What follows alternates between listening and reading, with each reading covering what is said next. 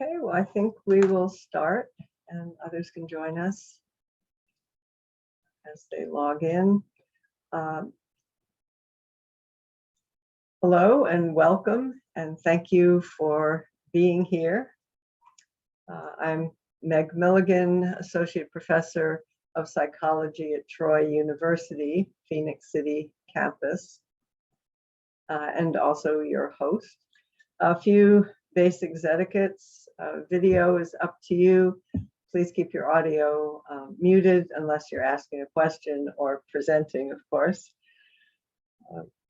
And please note that we are recording this for this session so others can benefit from it as well. So keep that in mind. This is the first of 4 weekly presentations by Dondra Williams, a victim advocate and outreach coordinator for rape counselors of East Alabama and her associates.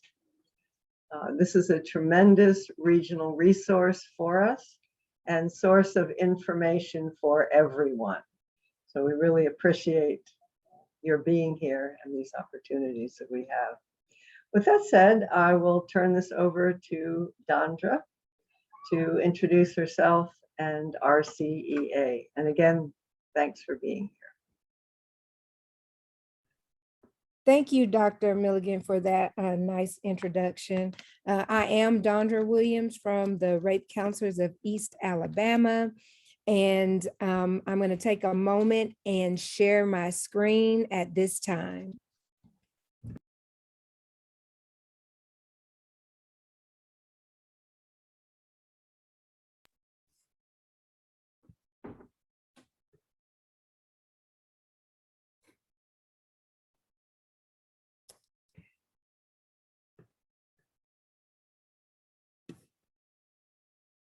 Uh-oh.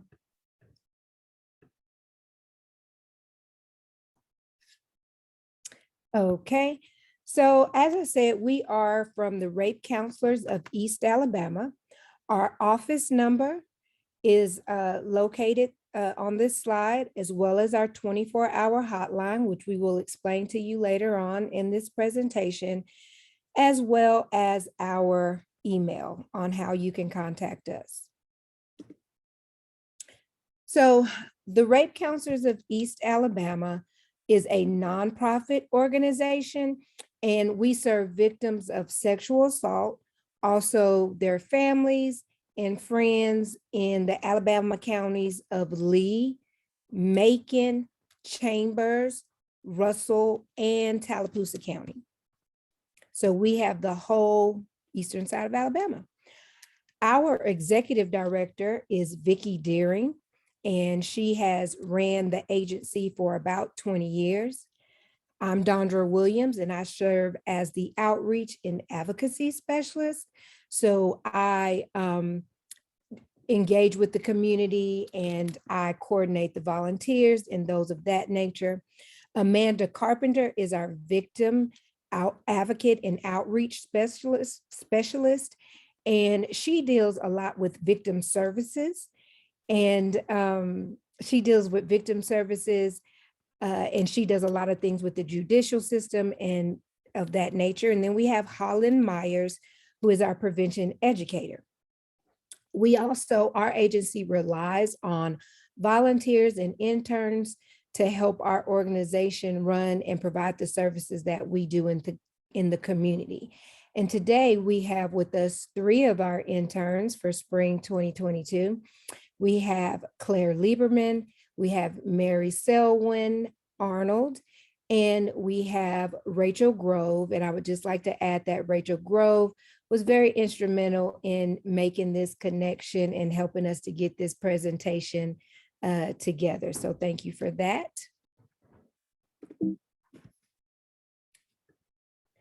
So our mission at Rape Counselors of East Alabama. Rape Counselors of East Alabama strives to provide free and confidential services to victims of sexual assault, their families, and their friends.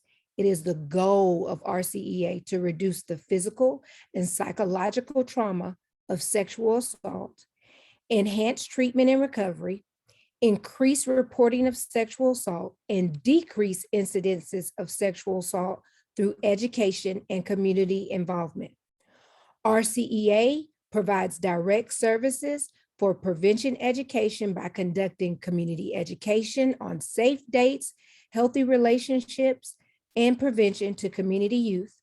We also provide educational and training programs to allied professionals, and we'll provide educational programs within the community. And so I am going to mute, and Claire Lieberman is going to talk to you about some of the different services that we provide and what that entails. Hi, everybody. So Dondra talked about how RCEA is both safe and completely confidential, along with all of our services being free. But I'm just going to talk about what those services look like and all that they entail. You can see that there's a list of them on this slide, but I'm just going to go into a bit more detail for each of them. So we do have our 24-hour hotline. So anyone can reach out to that hotline, whether it be immediate needs or just needing to vent. We get victims calling who were recently sexually assaulted, but we also have victims calling in who were sexually assaulted 20, 30 years ago. We just provide emotional support through that hotline, and then we can also get them access to resources they may need, whether that be therapy.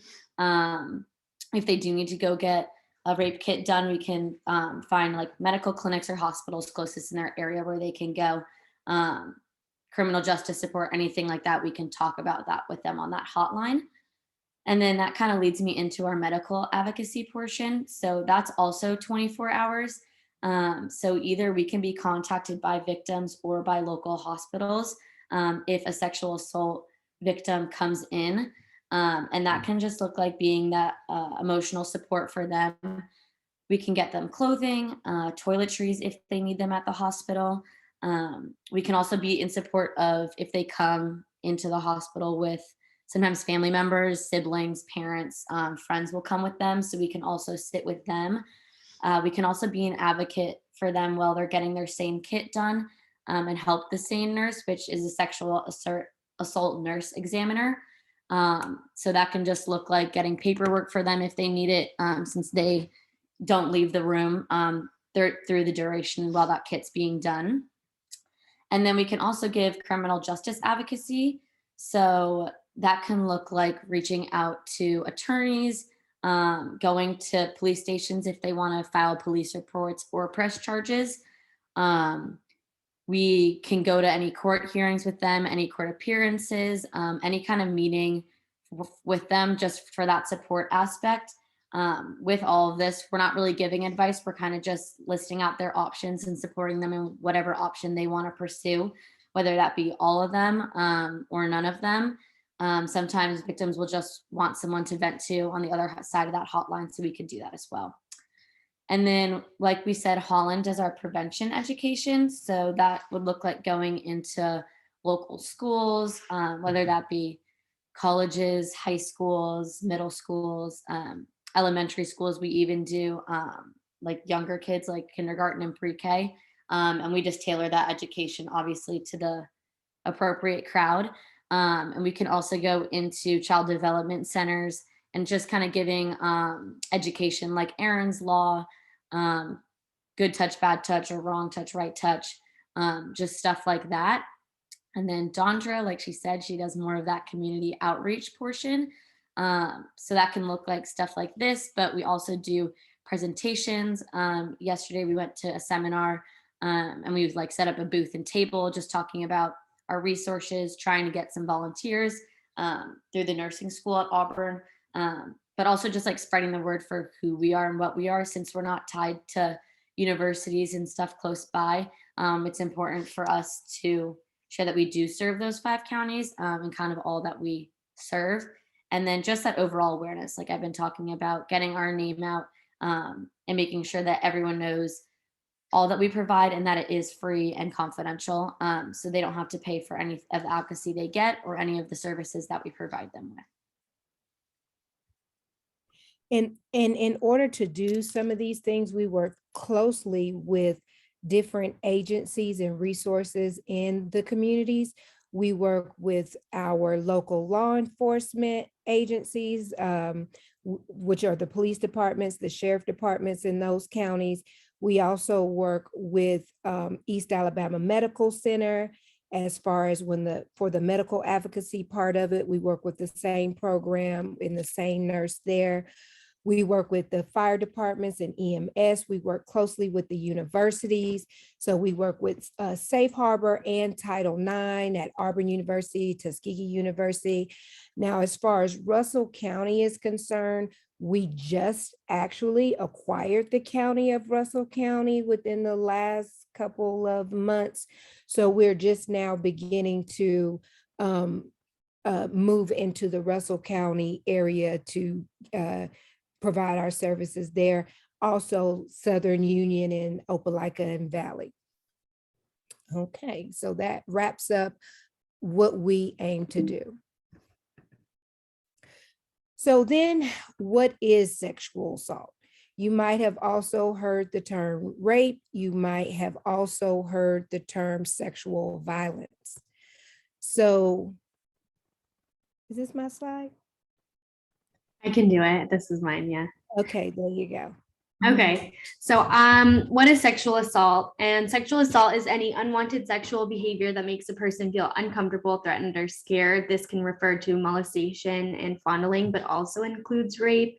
Rape is considered to be under the umbrella term of sexual assault. When sexual assault includes any form of penetration, it is also classified as rape. Sexual assault is often used synonymously with rape. Rape, sexual assault, and sexual abuse are forms of violence in which there is sexual contact without consent. And anyone can be a victim regardless of their gender, sexual orientation, or their age.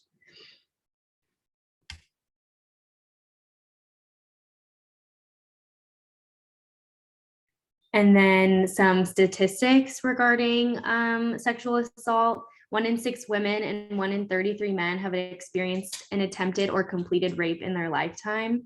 There's an average of 433,648 victims of sexual assault and rape each year in the United States. And then 54% of victims are aged 18 to 34, and with the highest group at risk being women aged 16 to 24. And then 8 out of 10 sexual assaults are committed by someone who actually knows the victim. And all of these stats were taken from RAIN.org.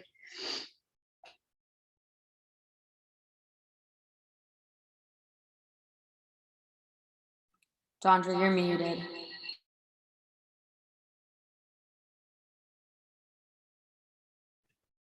RAIN.org is a national resource and website where you can get information on sexual assault and rape. So any information that you need that's national will come from there.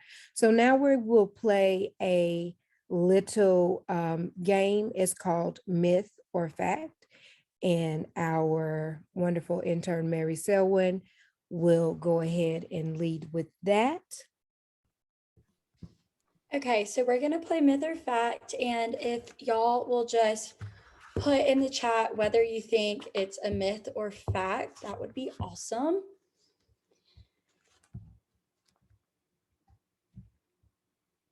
She knows.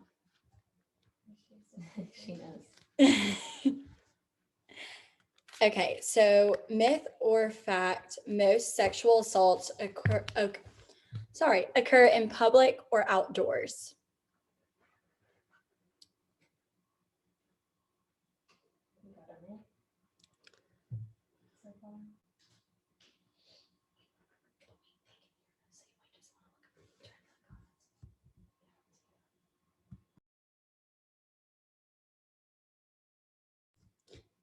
So that is a myth, which, what are you? There, you can see that. Thank you. So that's actually a myth. Most sexual assaults do occur from someone who the victim does know. So y'all were right when y'all said myth. Next is most of sexual assaults occur between acquaintances, myth or fact?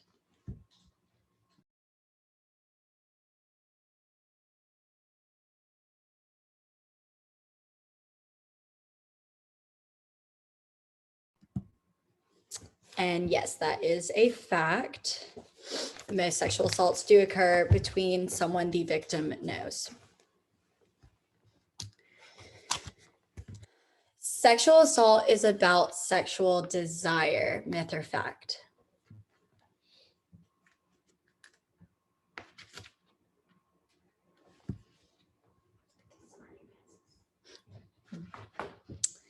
Yes, so that is a myth. Sexual assault is actually typically about that person wanting power or control, not about sexual desire.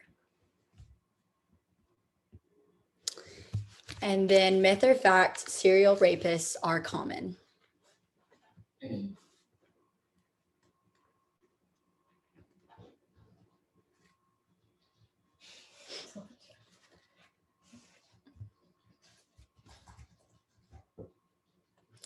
Yeah, so serial rapists are common is a fact because, again, that power and control, typically if they've done it once, they're going to do it again.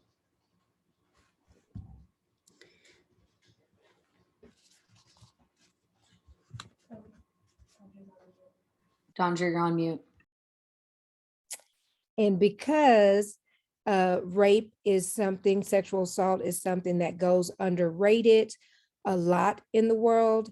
And so because the perpetrators are not reported and caught, they feel like if they've done it once, they could get away with it again. So they actually commit more than one assaults.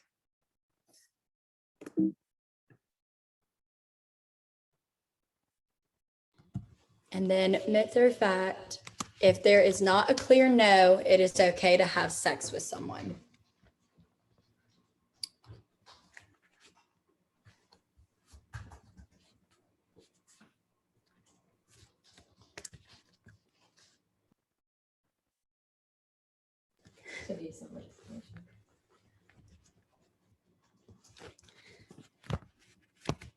Yes, so that is a myth. Even if it's not a clear no, that does not mean that it is okay. You need to have consent from the person in order for it to be okay. And sometimes people freeze up and don't always feel like they can say no. So a no is definitely required in order for someone to have given consent. And thank you. So we are going to have another class where we go into what happens or what to do when somebody is sexually assaulted. But as a rape advocate, I would be remiss not to mention just a few things in case you do not hear the next class or you're unable to make that session. So I just want to briefly just tell you what to do if you are sexually assaulted or know of someone that has been. So the first thing is to remain calm and alert and get to a safe place. You want to get medical attention within 72 hours if possible. If possible, before you get that medical attention, do not change your clothing, shower, take a bath, drink, smoke, or brush your teeth because you can get rid of some important evidence that's there. If you suspect that you were drugged, you want to delay urination until a sample can be collected, and then consider reporting the assault to police or a rape crisis center so that they can help you through the process. Just wanted to mention that in case you do not attend a future session. So what are some of the common concerns about reporting? Who is this? Is this me? Go ahead, Clay. Oh, no, it's mine. Is it? Okay, so some common concerns about like reporting and when reporting is that the perpetrator got scared away or stopped before finishing the assault. So the victim may be unsure of what just happened. Another one would be that they know the person. So they're scared to come forward because it could be a boyfriend or girlfriend, a family member, someone like a teacher or something like that, or a trusted adult that they know if they're younger. Prior intimacy or current relationship with the perpetrators. So like I said, if they were dating them, or if they had had like that kind of experience with that person prior to, that still doesn't mean just because they did it 3 times, it's okay to do it a 4th time. No physical injuries occurred, that so they might be worried that there's not enough proof or evidence to prove that they were sexually assaulted if they're not bruised or were strangled or anything like that. A fear of not being believed by law enforcement. This occurs a lot of the times with like minority groups. It's again about that power and control. So the victim feels that power and control has been lost. So they don't feel like they have any to take back, and they might not be believed, especially because oftentimes it is a he said, she said kind of situation. And then the fear of getting in trouble. So like I said, if they are a minor or just younger and it was someone much older than them, they may fear if it was like a trusted adult that they could get in trouble, especially since it is a he said, she said. They don't feel like they have the power to come forward.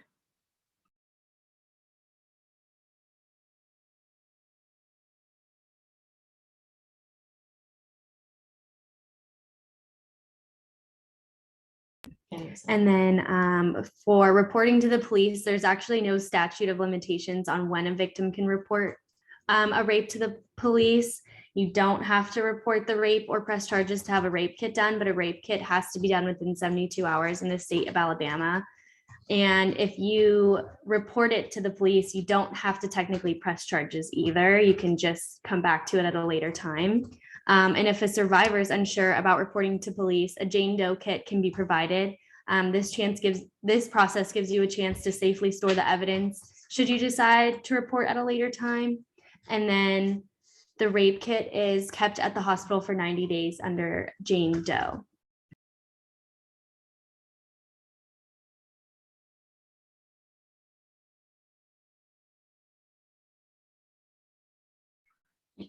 She knows. The question then becomes, how can you help?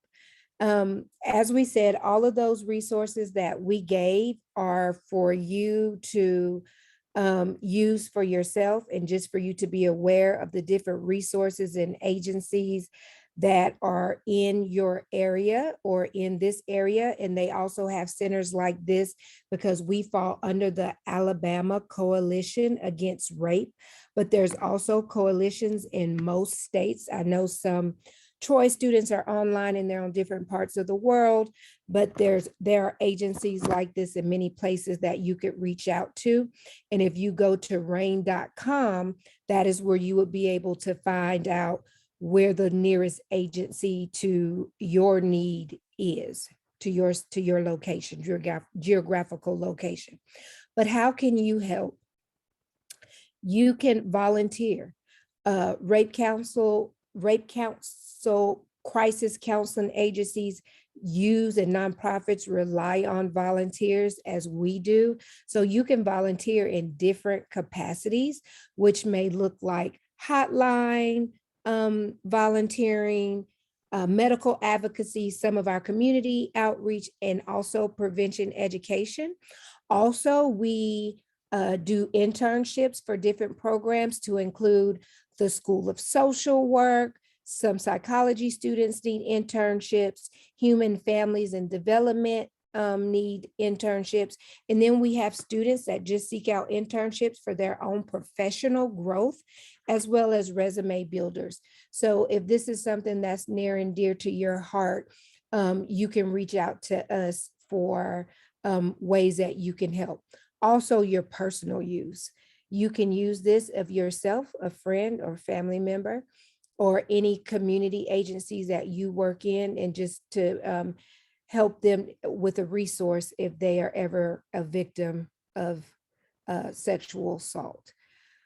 The application process, if you would like to become a volunteer or complete an internship with the Rape Counselors of East Alabama, you can email myself at rceaoutreach@gmail.com.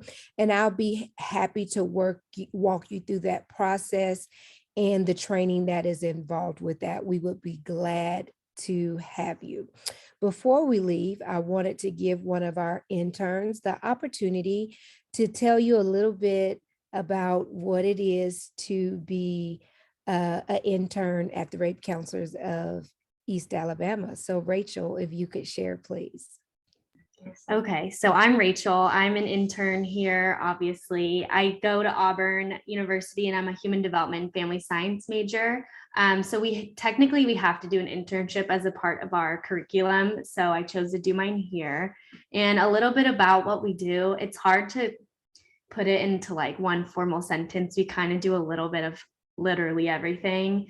Like doing what we're presenting to you today. I reached out to a lot of different professors and like heads of departments to see if we can come talk to them, just trying to spread our resources everywhere as far as we can throughout our counties, just to spread the word. More of what we do, wow, I'm like drawing a blank. Oh yes, the hotline. I think the hotline is the most important thing that we do. It's a 24-hour hotline, so that's where volunteers also come into play because we always need someone on it. The hotline, we answer and we do crisis counseling, which is a good way to get experience, and it's a good way to talk and practice your compassionate care, your empathetic and active listening. And then, so we do a little bit of everything. It's really rewarding because you can get out what you put into it. And that's something that I'm really happy I got to do at RCEA. Right. And we do appreciate any volunteers and interns. They are vital to what we do to provide services to the community.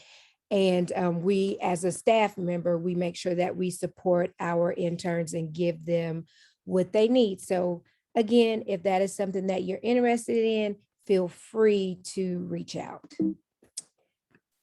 So before we go to questions, we did want to mention that in the chat, there is a graphic there that has a list of the future sessions that we will be giving. We chose a variety of times so that you would be able to hopefully make one of the sessions. They will also be recorded.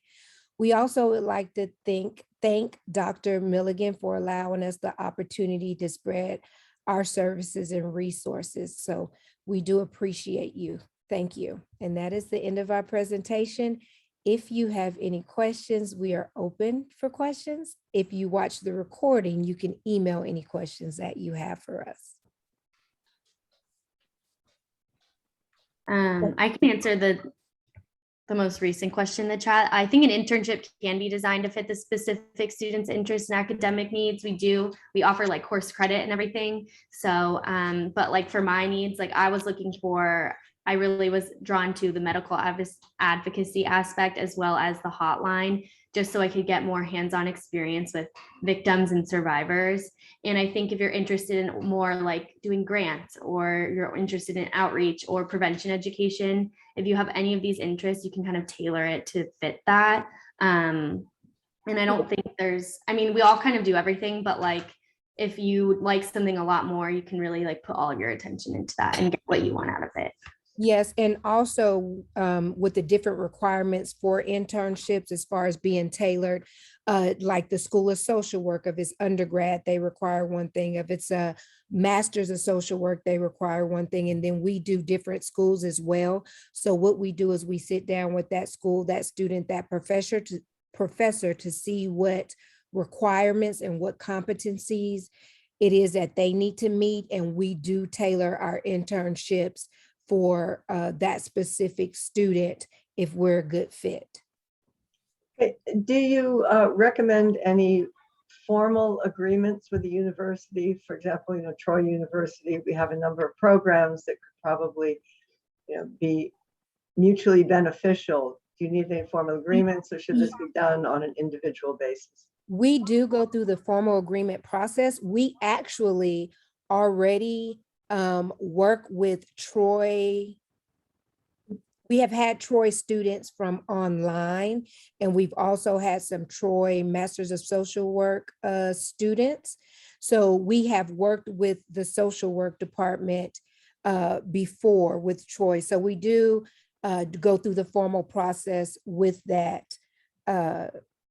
you know, in doing the internships. Now, if they want an internship that does not, where they're not looking for their course credit, where they need supervision and all of that, that can be informal, where they can reach out to us on their own.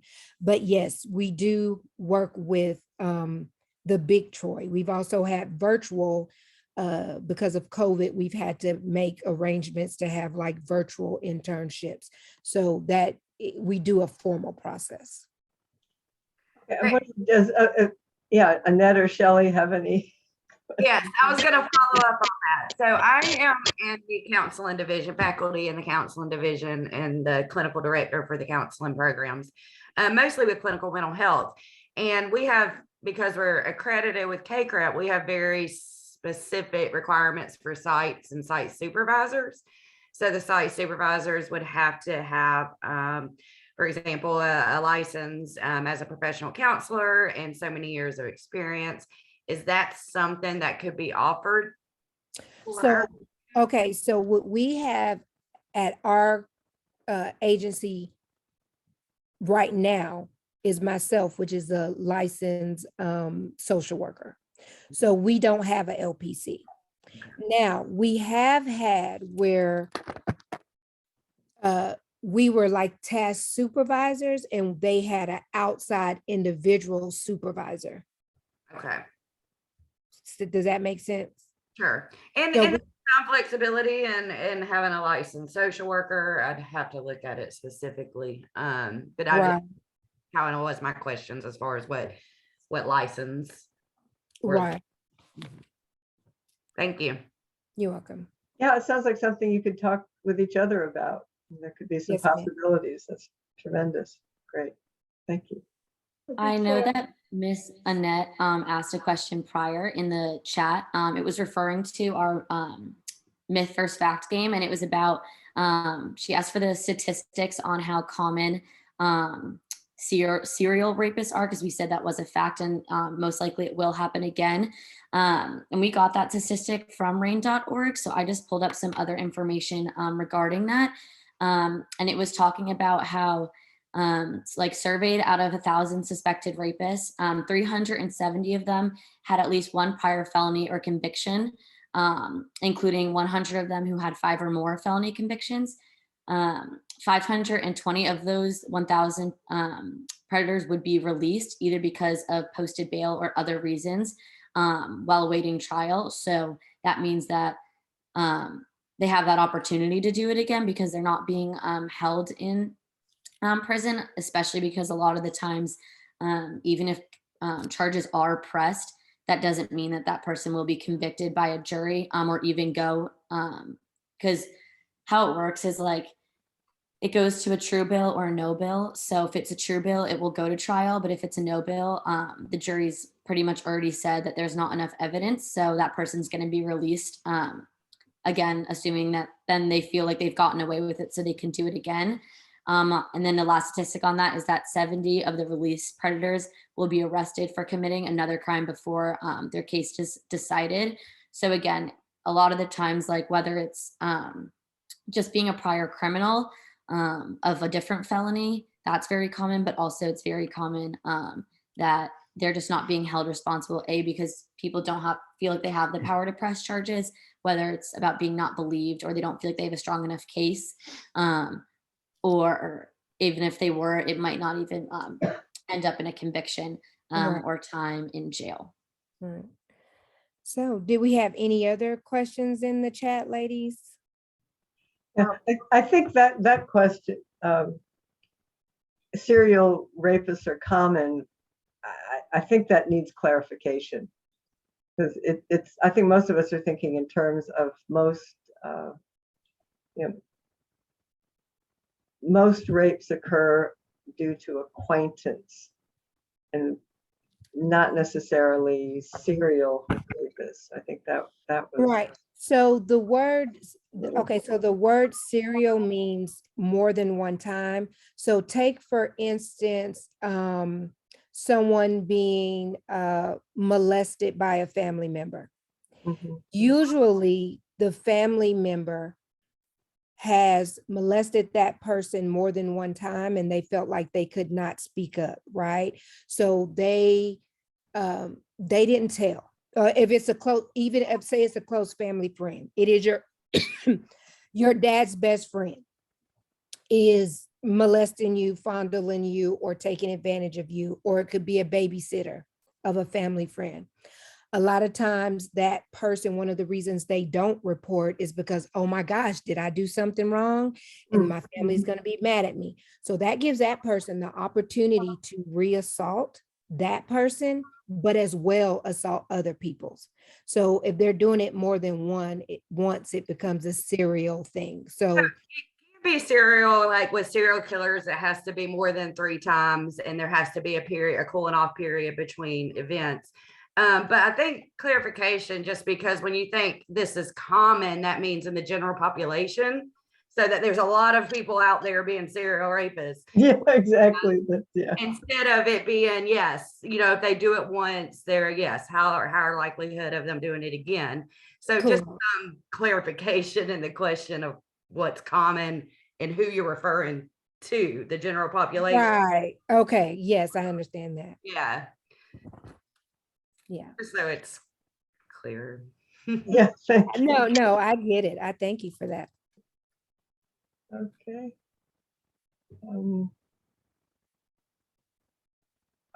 Please share information about training to serve as a volunteer. As far as, do you mean what the training looks like? Such as Or, a training for the hotline, how many hours of Okay. training you provide? So It's a chat what we- question. yes, so after a volunteer or intern goes through the application process, then they receive training on whatever area they want to go into. So say they want to do, most of our people who do hotline also do hospital advocacy. So we have in-house training in which we very thoroughly train on hotline training. So we have an extensive training that they go through. It could be a group setting at times. It could be individually one-on-one at times. We also do hospital simulations where we take them through the hospital and we show them everything that, is to do there. We train them on responses. We train them on, we do scenario-based training. We also do shadowing, like we don't send anyone to the hospital to do medical advocacy until they have shadowed with a trained staff member. So we do extensive training. We also have monthly volunteer trainings. So we also provide updated trainings of those natures, and so that we keep our volunteers updated with the latest Alabama policies and procedures, as well as hospital procedures, changes with COVID and all that. So we're always training. There's also mandatory reporting training that they have to be certified in. We do background checks and all of those things. So it's quite an extensive training that is ongoing, because this is something, we have to change with the hospital and different agency policies. So it's a continual training. So do you have a schedule of trainings for hotline, or this is? We do not have a specific schedule, and when we offer them, we do it on a needs basis. And that's why sometimes it's individual and sometimes group. So one of the things that myself and Amanda Carpenter does is we train. So we train by need. And we do have some volunteers that work a traditional job, so they need to train in the evening. So we tailor it to what the need is at that time. Okay, thank you. Are there any other questions?